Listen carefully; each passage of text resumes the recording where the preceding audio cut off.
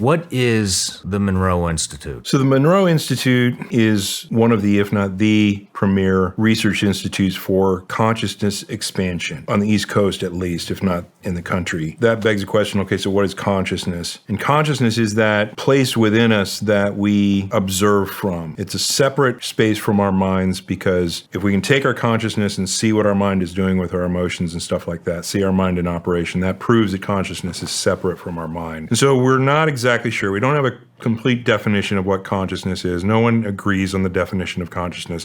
There are a lot of scientists out there that say consciousness is an emergent property of the complex system of our brains, and if our brains weren't there, we wouldn't have consciousness. And while that's true to a point, it doesn't necessarily say that consciousness is just in our brains. And I feel that the evidence that science is putting forward is that consciousness is actually out beyond our bodies, as well as something that we experience through our bodies.